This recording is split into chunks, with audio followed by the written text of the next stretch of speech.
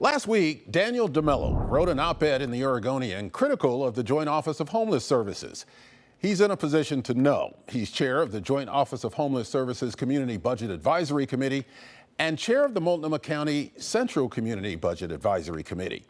He wrote, "Despite intensive efforts by myself and the rest of my committee, I cannot vouch for the effectiveness or accountability of the Joint Office." A software engineer, Daniel Demelo, is also running for Portland City Council next year under the new form of government in District 3, which includes much of Portland's inner east side. Daniel Demelo, welcome to Eye on Northwest Politics. Thank you for having me.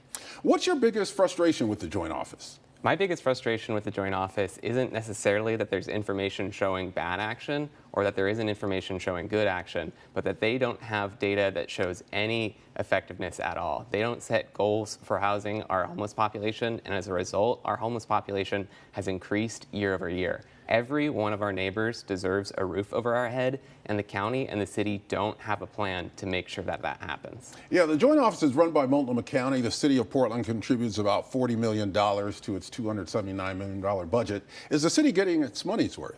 I don't think the city's getting its money's worth. I think that the city's money would be more effectively spent if Portland itself had the ability to control where that money was being spent, and we could make sure that our money is being spent most effectively to house every Portlander. How do we do that? We end our relationship with the Joint Office. It's something that is coming up here in the next couple months, and I think that I would love to see the county and the city compete to house more people. Multnomah County Auditor Jennifer McGurk recently released her report on the Joint Office and found, among other things, a lack of communication between the Joint Office and the homeless services providers. Our reporter Brandon Thompson asked one of those providers about this and also talked to County Chair Jessica Vega Peterson. Take a listen to this. We look at the goals outlined in our contract and tie them to our mission in the absence of the bigger strategic mission. To them, what is the county's strategic vision for the Joint Office? You know, we really want to make sure that we are serving the people who are experiencing unsheltered homelessness in the best way possible. What's your reaction to that? I think that it's really good to see this understanding that we should be serving people the best way possible, but beyond serving people the best way possible, we need to be serving as many people as possible. It's unacceptable that despite a tripling of the Joint Office's budget in 5 years, we have a homeless population that continues to increase. We have the money right now to end unsheltered homelessness, but we have no plan to do so on any timeline. That's interesting that you mentioned that, because that leads to my next question. We've reported on more than $60 million that Multnomah County is sitting on that hasn't gone out the door for homeless services. So what's your perception of the holdup? Why can't we get that money out the door and solve this problem? I am really very frustrated with that money going unspent, not just because that money is going unspent, and that means that that money isn't being used to address the problems that our homeless population is facing, but additionally, our committee is required by county code to take a look at that budget, and we haven't been conferred with on terms of spending that money. Only Commissioners Myron and Brim Edwards have taken the time to speak with our committee about how that money should be spent.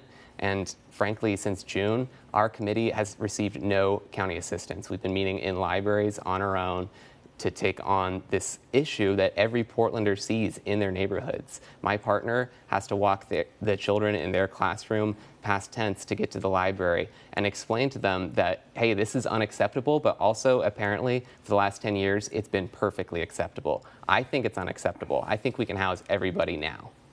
If you are elected to City Council, and we'll talk a little bit about your race a little later, what would you do? What would be your priority in order to at least start getting a handle on this problem?